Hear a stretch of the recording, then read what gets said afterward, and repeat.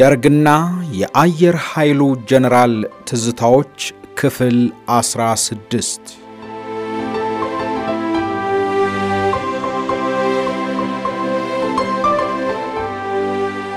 ከጥቂት ጊዜ በኋላ ወያኔ ጎንደርንም ስላጠቃ በስፍራው የነበረው ሰራዊት ለጥቂት ቀናት ተዋግቶ ተበተነ።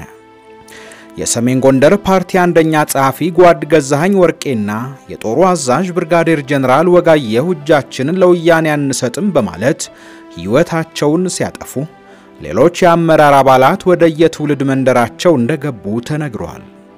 በተመሳሳይ ሁኔታ የደቡብ ጎንደር አንደኛ ጸሐፊ የነበረውና የአካባቢው ተወላጅ ብርጋዴር ጀነራል ኃይሌ መለስ አብረውት የነበሩትን አስከትሎ ወደ ትውልድ መንደሩ ገባ። ከደርግ አባላት መካከል እጁን ሳይሰጥ ለትግል ወደ ጫካ የገባ ኃይሌ መለስ ብቻ ሲሆን በኋላም እጁን ሳይሰጥ ከኢትዮጵያ እንደወጣ ታውቋል። የወያኔ እንቅስቃሴ ከላይ በተገለጸ ሁኔታ ላይ ያለ ሻዕቢያ ደግሞ የጥቃት ኢላማውን ወደ አሰብ ራስ ገዝ አዞረ። ከአሁን በፊት እንደገለጽኩት ሻዕቢያ ወደ አስመራ ለመጠጋት ተደጋጋሚ ማጥቃት እርምጃ ወስዶ ሊሳካለት ስላልቻለ የሁአሰን ኃይል ለመከፋፈልና በመንግስትም ላይ የበለጠ ውጥረት ለመፍጠር ቁልፍ ወደ ሆነው ወደ አሰብ የባህር በር ውጊያውን አዛወረ። ሻዕቢያ ከበፊቱም ጀምሮ አሰብ ወደብ ላይና እዚያም በሚገኘው የነዳጅ ማጣሪያ ድርጅት ላይ አደጋ ለመጣል ሰርጎ ገቦች በማሰማራት በተደጋጋሚ እየሞከረ ሳይሳካለት መቅረቱ የታወቀ ነበር።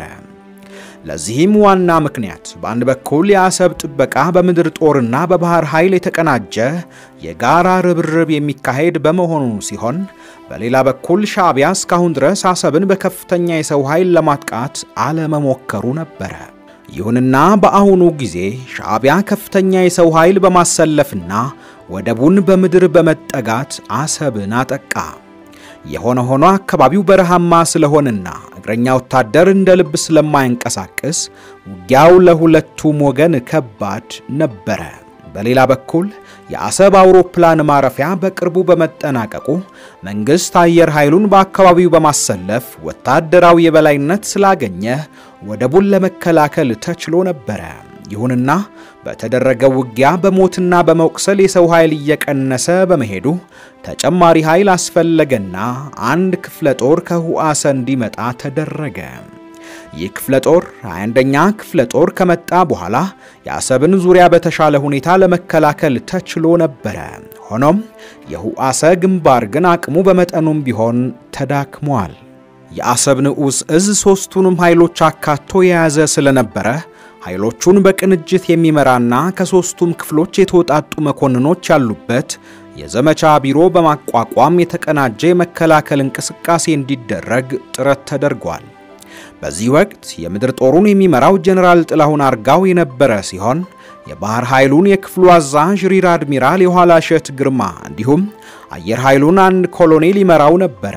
በዚህ ሁኔታ በአሰብ ዙሪያ የነበረውን የሻዕቢያን እንቅስቃሴ ለመቆጣጠር ሲችል በወሎ ክፍለ ሀገር የሚካሄደውን የወያኔን የማጥቃት እርምጃ ለመግታት ግን አልተቻለም። ከአሁን በፊት እንደተገለጸው ወያኔ ደሴን መያዝ ባቃተው ጊዜ ማጥቃቱን ወደ ባህር ዳር በማዞር ጎጃምንና ጎንደርን መቆጣጠር መቻሉ ተዘግቧል። ከዚሁ ቀጥሎ ወያኔ የደሴን ዙሪያ ማጥቃት በመተው ጦሩን ወደ ሰሜን ሸዋ ዘመተ። ይህ ሁኔታ በቀጥታ ወደ አዲስ አበባ ያነጣጠረና አደገኛ አዝማሚያም በመሆኑ ወያኔን ከሰሜን ሸዋ ለማስወጣት እንዲቻል ሶአሰ የሚተማመንበትንና ተጠባባቂ ጦሩን ወደ ሰሜን ሸዋ ዘመተ። በመጀመሪያው የዘመቻ ምዕራፍ በተደረገ እንቅስቃሴ ክፍለ ጦሩ ወያኔን ክፉኛ በመምታት ከሞላ ጎደል ከአካባቢው እንዲሸሽ ለማድረግ ተቃርቦ ነበር። ጦሩ ይሄን ያገኘውን ድል ተጠቅሞ ወደፊት በመገስገስ ሰሜን ሸዋ የሚገኙትን ገዥ መሬቶችን መያዝ ሲችል ጦሩ ይደክማል በሚል ባለበት ስፍራ መልሶ እንዲቋቋም ተደረገ። በዚህን ጊዜ ሊሸሽ ተቃርቦ የነበረው የወያኔ ጦር እንደገና ተረጋግቶ መከላከያ ስፍራውን ለማጠናከር ቻለ። በወቅቱ 3ኛ ክፍለ ጦር የያዘውን የመከላከያ ስፍራ ለመመልከት በሄሊኮፕተር ከደሴ ወደ ቦታው ሄጄ ስለነበረ የጦሩን ሞራልና የአካባቢውን የመሬት ገጽታ ተመልክቻለሁ። ከጥቂት ጊዜ በኋላ የሶአስ አዛዥ ጀነራል ረጋሳ ጅማ በአካባቢው ስጋት ተፈጥሯል በሚል ምክንያት ክፍለ ጦሩ አንድ ብርጌድ ወደ ኋላ የተቀነሰበትን 3ኛ ክፍለ ጦርን ከቦ በማጥቃት ተደፍሮ የማያውቀውን ጦር ለመምታት ቻለ። ይህ ወቅት ለሁላችንም የአመራር አባላት በጣም አሳዛኝ ጊዜ ነበር። በተለይም እኔ ከጥቂት ቀናት በፊት ጦሩ በሰፈረበት ቦታ ተገኝቼ አመራር አባላቱን አነጋግሬ ስለነበረ ስሜቴ በእጅጉ ተነክቶ ነበር። በዚህ ውጊያ ላይ የክፍለ ጦሩ አዛዥ የነበረው ኮሎኔል ብርሃነ መስቀል የተባለ ጀግና መኮንን በጠላት እጅ ወድቆ መቀሌ በእስረኝነት ለረጅም ዘመናት ከተሰቃየ በኋላ ሕይወቱ እንዳለፈ ሰምቻለሁ። ከዚህ ክፍለ ጦር ውስጥ ከውጊያ የተረፉትና የወያኔን ከበባ በጥሰው ወደ ወገን የተመለሱት አባላት የክፍላቸውን ስም ለመጠበቅ ፍላጎት በማሳየታቸው አዲስ አዛዥ ተመድቦ ክፍሉ እንደገና መልሶ እንዲቋቋም ተደርጓል። በዚህ ጊዜ ውስጥ ሶአሰ ደሴ ዙሪያን እየተከላከለ መቀጠል የማይችልበት ደረጃ ስለደረሰ ጠቅላይ መምሪያውን ወደ ደብረ ብርሃን በማዞር ሰሜን ሸዋን እንዲከላከል ተደረገ። ከዚህ በኋላ በሀገሪቱ ውስጥ የሚካሄደው የውጊያ ሁኔታ መልኩን በአጭር ጊዜ ውስጥ እየለዋወጠ ስለሄደ የማዕከላዊ መንግስት የመከላከል አቅም በእጅጉ እየተዳከመ መጣ። ይሄውም ወያኔ ማጥቃት ዘመቻውን ከጎጃም ወደ ወለጋ ክፍለ ሀገር በማስፋፋት እዚያ የተሰለፉትንና በአመዛኙ ከውጊያ እየሸሹ ተመልሰው እንዲቋቋሙ የተደረጉ ጦሮችን በቀላሉ እየበተነ አዲስ አበባን ከምዕራብ አቅጣጫ ለመክበብ መንቀሳቀስ ሲጀምር በሰራዊት ውስጥ ማን ከመንግስት ጋር ማን ደግሞ ከወያኔ ጋር እንደቆመ መለየት እንኳን የሚቻልበት ሁኔታ አልነበረም። በዚያን ጊዜ በአንድ የጦር ግንባር ውጊያ ተከፈተ በተባለ በጥቂት ሰዓታት ውስጥ ጦሩ ቦታውን እንደለቀቀ ሪፖርት ስለሚደረግልን ሁሉ ጊዜ የምንሰማው የውድቀት ዜና እንጂ የድል ዜና አልነበረም። በመሆኑም ከቀን ወደ ቀን በጦሩ ላይ የነበረን እምነት እየተሸረሸረ የሄደበት ወቅት ሲሆን ከሰራዊት ውስጥ እስከ መጨረሻው ድረስ እምነት የጣልንበትና በየግንባሩ ድጋፍ ሲሰጥ የቆየው ክፍል ቢኖር አየር ኃይል ነበረ። የዚህ ክፍል ጀግንነትና የሰራዊቱ አባላት የሥራ ዲሲፕሊን ምን ጊዜም የሚረሳ አይደለም።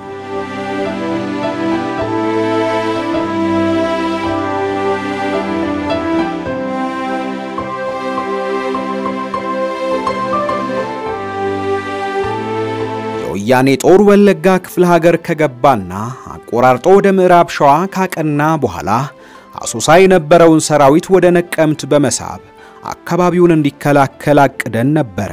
ይሁንና ጦሩ ይሄንንም ቦታ ሳይከላከል በቀላሉ እየተገፋ ወደ አምቦ ዙሪያ ተሰባሰበ።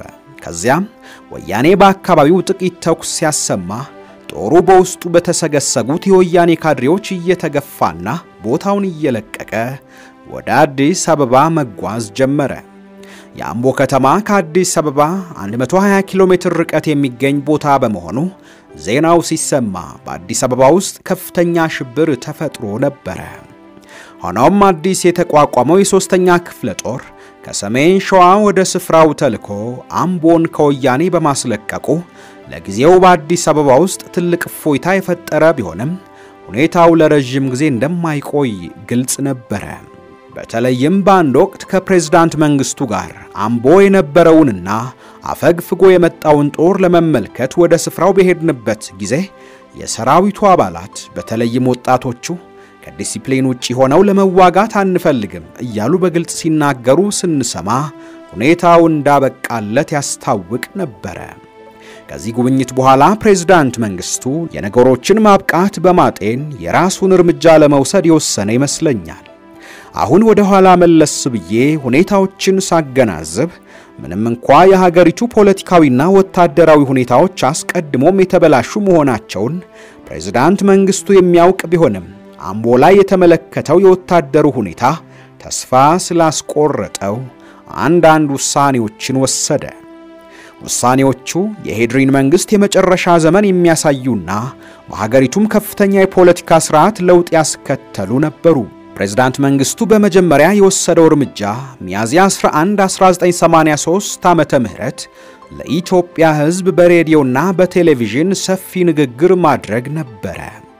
ይህን ንግግር ህዝቡ ለማዳመጥ እንዲችል አስቀድሞ የተገለጸ ከመሆኑም በላይ በእለቱ ስራ እንደማይኖርም ተነግሮ ነበር። ፕሬዝዳንት መንግስቱ በንግግሩ ስለ ሀገሪቱ ወቅታዊ ፖለቲካዊና የጸጥታ ሁኔታ በዝርዝር የገለጸ ቢሆንም በአመዛኙ ያቀረበው ግን እርሱ በግሉ ስላደረገው ጥረትና ስለከፈለው መስዋዕትነት የሚያብራራ ሪፖርት ነበረ። ከዚያም 3 ቀን በኋላ የሸንጎ አስቸኳይ ስብሰባ ተጠርቶ ሀገሪቱ የገጠሟትን ችግሮች በሰላም ለመፍታት መወሰድ ስለሚገባው እርምጃ የመጨረሻ ውይይት ተደረገ። በዚህ ስብሰባ ላይ የሸንጎ አባላት ለመጀመሪያ ጊዜ በግልጽና ሊቀመንበሩን በመተቸት ጭምር አስተያየታቸውን ሰጡ። ይሄውም የሁኔታው አሳሳቢነት ገፋፍቷቸው ይሆን ወይንም ችግሩ መጨረሻ ደረጃ ላይ መድረሱን በመገንዘብ አባላቱ ለመጀመሪያ ጊዜ ያለ ፍርሃት ፕሬዝዳንት መንግስቱን ይተቹት ነበር። ለምሳሌ ያህል የሸንጎ አባል የነበረው ዶክተር ኃይሉ አርአያ ሊቀመንበሩ ስብሰባውን መምራት እንጂ የሸንጎ አባላት ያላቸውን አስተያየት በግልጽ እንዳይሰጡ ተጽዕኖ የማድረግ ወይንም ጉባኤው አንድ የሚፈለግ ውሳኔን ብቻ እንዲያስተላልፍ መገፋፋት የለቦትም በማለት ሊቀመንበሩን በድፍረት ተናገረ። ሌላው ከላሊበላ የተወከለ ካህን ደግሞ ትንቢት በሚመስል መልክ የሰጠው አስተያየት ደግሞ ውጊያው አዲስ አበባ ውስጥ ቢካሄድ እንኳን ፕሬዝዳንቱ እዚህ ወንበራቸው ላይ እንዳሉ ሕይወታቸውን ለሀገራቸው እንደሚያሳልፉ እምነት አለኝ በማለት ተናገረ። በሌላ በኩል በጊዜው ፕሮፌሰር መስፍን ወልደ ማርያም አሰራጭቷል የተባለው የብሔራዊ እርቅ ሐሳብ ለምን አንመረምረውም የሚል ሐሳብ አንዳንድ አባላት በግልጽ አነሱ። እንደዚህ አይነት አስተያየቶች ከአሁን በፊት በፍጹም ተነስተው አያውቁም ነበር። በዚህም ጊዜ ቢሆን ፕሬዝዳንት መንግስቱ የአባላቱን በግልጽና እንደዚህ በድፍረት መናገራቸውን እንዳልወደደው በእርሱ አካባቢ የነበሩ አንዳንድ ሰዎች በኋላ ተናግረዋል። ከዚያም ሚያዝያ 18 1983 ዓመተ ምህረት ፕሬዝዳንት መንግስቱ በኢሂድሪ የሹምሽር እርምጃ በመውሰድ ጓድ ፍስሐ ደስታን ከምክትል ፕሬዝዳንት ቦታ በማንሳትና ወደ ጡረታ በማግለል በቦታው ላይ ጀነራል ተስፋዬ ገብረ ኪዳንን ሾመ። ቀደም ሲል ጓድ ፍቅረ ስላሴ በጡረታ ተገልሎ የጠቅላይ ሚኒስትር ቦታ ክፍት ስለነበረ ጓድ ተስፋዬ ዲንቃን ጠቅላይ ሚኒስትር አድርጎ በመሾም የራሱን ካቢኔ መርጦ እንዲያቀርብ አዘዘው። በወቅቱ እኔን ከመከላከያ ሚኒስቴር ስላነሳኝ በእኔ ቦታ ማንን እንደሚሾም ይወሰን አይመስለኝም። ምክንያቱም እኔ በፓርቲ መዋቅርም ሆነ በመንግስት ስልጣን ከተስፋዬ ዲንቃ ቅድሚያ ስለነበረኝ በተስፋዬ ካቢኔ ውስጥ ልቀመጥ እንደማልችል ግልጽ ነበር። በመሆኑም ተስፋዬ ዲንቃ አዲስ ካቢኔ መርጦ ሲያቀርብ የመከላከያን ቦታ ክፍት አድርጎ ነበር የተወው። ግንቦት 11 1983 ዓመተ ምህረት ከዚምባብዌ የመጣ አንድ ዴሊጌሽን ከፕሬዝዳንት መንግስቱ ጋር ሲወያይ በቴሌቪዥን ላይ ወጣ። አንዳንድ ሰዎች ይህንን በተመለከቱ ጊዜ መንግስቱ ከዚምባብዌ መሪ ከሙጋቤ ጋር ያለውን ወዳጅነት በማሰብ ፕሬዝዳንቱ ለመሸሽ ተዘጋጅቷል የሚል ድምዳሜ ላይ ደርሰው ነበር። ይሁንና በወቅቱ እኔም ሆንኩኝ ሌሎች አመራር አባላት ፕሬዝዳንት መንግስቱ አገሩን ጥሎ አይሄድም የሚል ጽኑ እምነት ነበረን። ግንቦት 12 1983 ዓመተ ምህረት ምሽት ላይ ፕሬዝዳንት መንግስቱ ወታደራዊ ዘመቻ ቢሮ አብሮን ካመሸ በኋላ በማግስቱ ብላቴ ወታደራዊ ማሰልጠኛ ጣቢያ ሄጄ እዚያ ስልጠና ላይ ያሉትን የዩኒቨርሲቲ ተማሪዎች ጎበኛለሁ ብሎን ተለያየን። ከዚያም ከጥቂት ጊዜ በኋላ አሰብ ከተማ ውስጥ ስለተፈጠረ ችግር ቤቴ ስልክ ደውዬ ሳነጋግረው ለምን ብላቴ ያሉትን ተማሪዎች በአውሮፕላን ልከን እንዲዋጉ አናደርግም ሲለኝ ይሄማ ሊሆን አይችልም፣ ገና ስልጠናቸውን እንኳን በደንብ አላጠናቀቁም በማለት መለስኩለት። በዚህ ምክንያት የዩኒቨርሲቲ ተማሪዎችን የመላክ ጉዳይ ሊቀር ቻለ። ከዚያም ግንቦት 13 1983 ዓመተ ምህረት በአንድ የኢትዮጵያ አየር መንገድ ዳሽ 5 አውሮፕላን ተሳፍሮ ወደ ብላቴ ካመራ በኋላ ስፍራው ላይ ሲደርስ ካፒቴን መኮንን አደላን በማዘዝ ወደ ናይሮቢ ኬንያ ሄደ። የፕሬዝዳንቱን ሀገር ለቆ መሄድ በቅድሚያ የሰማነው እኔና ጀነራል ተስፋዬ ስንሆን ጉዳዩ ቢያንስ ለኔ እንግዳና ያልጠበቅኩት ስለነበረ በጣም ገረመኝ።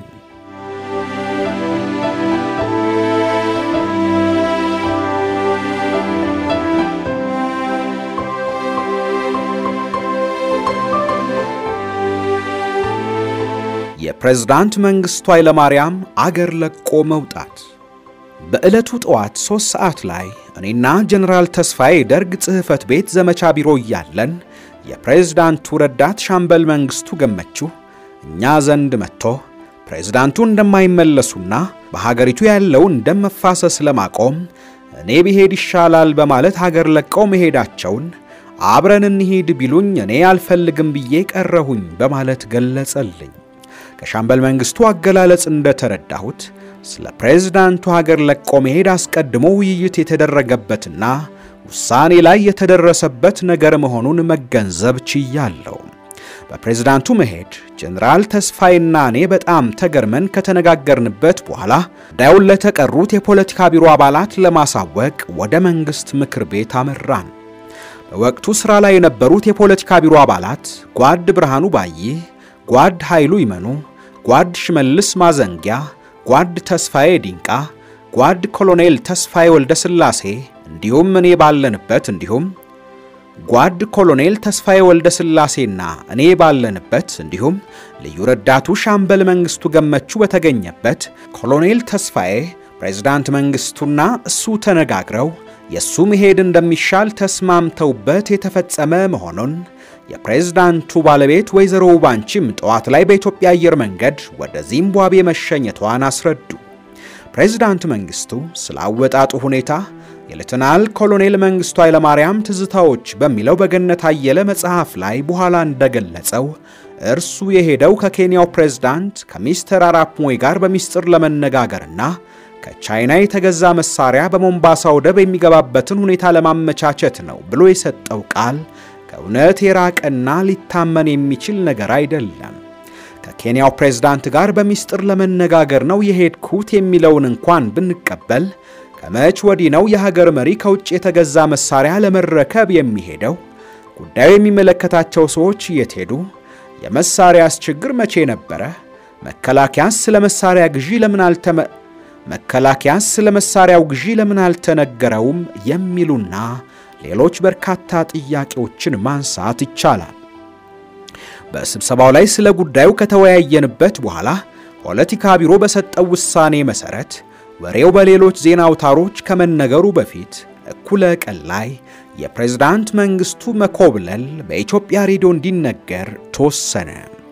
በሬዲዮ የሚተላለፈውን ዜና ጓድ ሽመልስ ማዘንጊያ እንዲያዘጋጅ ሲደረግ በ6 ሰዓት በተላለፈው ዜና ላይ የፕሬዝዳንት መንግስቱ መሄድ የተገለጸው በሀገር ውስጥ የሚካሄደውን ደም መፋሰስ ለማቆም ይረዳል በሚል ቢሆንም በኋላ ግን መኮብለሉ በግልጽ ተነግሯል። እኩለ ቀን ላይ ዜናው ከመታወጁ በፊት ለጦር አዛዦች ሁኔታውን መግለጽ ነበረብኝ። ስለሆነም አዲስ አበባ ያሉትን ምክትሎቼና የምድር ጦር አዛዡን ሜጀር ጀነራል እምቢበላ አየለን መንግስት ምክር ቤት መጥተው ከሌሎች አመራር አባላት ጋር አብረው እንዲሰሙ ጠራኋቸው። ሌሎች አዛዦችን ግን ባለው የመገናኛ ዘዴ ሁኔታውን ባጭሩ ከመግለጽና ዝርዝሩን ከሬዲዮ እንዲከታተሉ ከማድረግ ሌላ አማራጭ አልነበረኝም። በዚህ መሰረት ለአየር ኃይሉ አዛዥ ለሜጀር ጀነራል አለማየሁ አጎናፍር፣ ለባህር ኃይሉ አዛዥ ለአድሚራል የኋላሸት ግርማ፣ ለሁለተኛው አብዮታዊ ሰራዊት አዛዥ ለሜጀር ጀነራል ሁሴን አህመድ፣ ለሶስተኛው አብዮታዊ ሰራዊት አዛዥ ለሜጀር ጀነራል ረጋሳ ጅማ ጉዳዩን ገለጽኩላቸው።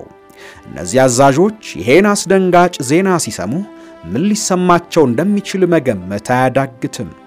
አዲስ አበባ ውስጥ ለሚገኙ የፓርቲና የመንግስት አመራር አባላት የኢህድሪ ምክትል ፕሬዝዳንት ጀነራል ተስፋዬ ገብረኪዳን ፕሬዝዳንት መንግስቱ ሀገር ጥሎ መሄዱ በዜና ከመነገሩ በፊት ሲገለጽላቸው ያልጠበቁት ነገር ስለነበረ ሁኔታው ሁሉንም አስገርሟል፣ በጣምም አሳዝኗል። የፕሬዝዳንት መንግስቱ ሀገር ጥሎ መሄድ በዜና ከተገለጸ በኋላ በህዝቡ ዘንድ የተመሰቃቀለ ስሜት ፈጥሮ ነበር። የተወሰኑ ክፍሎች ለየት ያሉ አስተያየቶች ቢያንጸባርቁም አብዛኛው ህዝብ ግን እንዴት ሀገሪቷን በዚህ ሁኔታ ጥሎ ይሄዳል በማለት አዝኗል።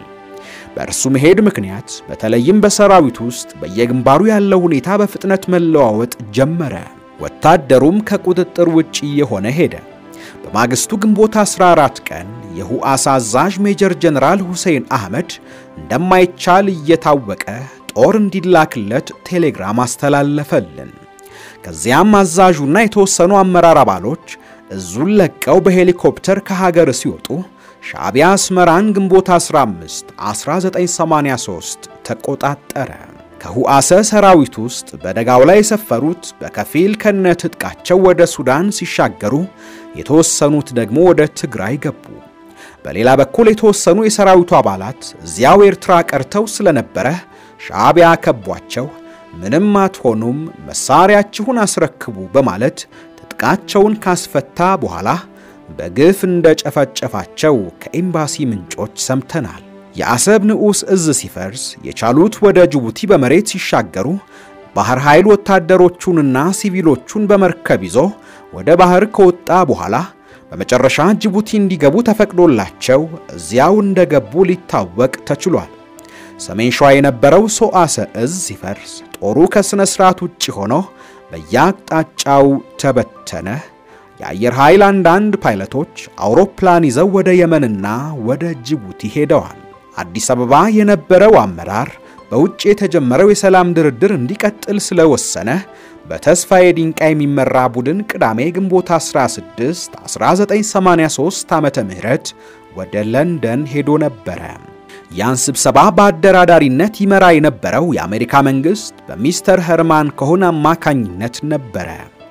ሰኞ ዕለት ግንቦት 18 1983 ዓመተ ምህረት ለንደን ስብሰባው እየተካሄደ ወያኔ በአሜሪካ መንግስት ይሁንታ ወደ አዲስ አበባ ዙሪያ ስለተጠጋ እንቅስቃሴው ድርድሩን ትርጉም አልባ ያደርገዋል በሚል ነጓድ ተስፋዬ ዲንቃ የወያኔን ወደ ከተማ ለመግባት መዘጋጀት በአጽንኦት ተቃውመው ነበር። የሆነ ሆኖ ወያኔ ማክሰኞ ግንቦት 19 1983 ዓመተ ምህረት አዲስ አበባን በሙሉ ስለከበበና ወደ ከተማዋ ለመግባት ስለተዘጋጀ የዚያን ዕለት ምሽት ላይ የአንድ ወገን የተኩስ አቁም ትዕዛዝ በጀነራል ተስፋዬ ታውጆ ማታውኑ ጀነራል ተስፋዬና እኔ ጣሊያን ኤምባሲ ገባን። በጊዜው እኔ ቤት ተቀምጬ ሁኔታዎችን እየተከታተልኩ ሳለሁ ነበር ጀነራል ተስፋዬ ከምሽቱ 1 ሰዓት አካባቢ ስልክ ደውሎ ወደ ኤምባሲው አብረን እንድንሄድ ጋበዘኝ። እኔ በወቅቱ የትም ለመሄድ ሐሳብ ያልነበረኝ ሲሆን ግብዣው በቀረበልኝ ጊዜ ግን ምናልባት ግርግሩ እስኪያልፍ ድረስ ዞር ማለት ይሻል ይሆናል በሚል ሐሳቡን ተቀበልኩት። ከዚያም ጣሊያን ኤምባሲ ውስጥ ለረጅም ጊዜ እንደማልቆይ በማሰብ ለጥቂት ቀናት የሚሆኑኝን አንዳንድ ልብሶችንና የጺም መላጫ ዕቃዎችን በአነስተኛ ሻንጣ በመያዝ ሾፌሬ ጀነራል ተስፋዬ ቤት አደረሰኝና ወደ ኤምባሲው ሄድን። በማግስቱ ግንቦት 20 1983 ዓመተ ምህረት ወያኔ አዲስ አበባን ሲቆጣጠር የኢድሪ መንግስት ህልውና ተቋጨ። ከዚህ የመንግስት ለውጥ በኋላ ኢትዮጵያን እስከዚህ ጊዜ ድረስ ከምናውቃት ቅርጽና ወሰኗ በፍጹም የተለየች ያደረጋት ሲሆን ውስጣዊ አንድነቷም በእጅጉ እየተሸረሸረ መሄድ ቀጠለ።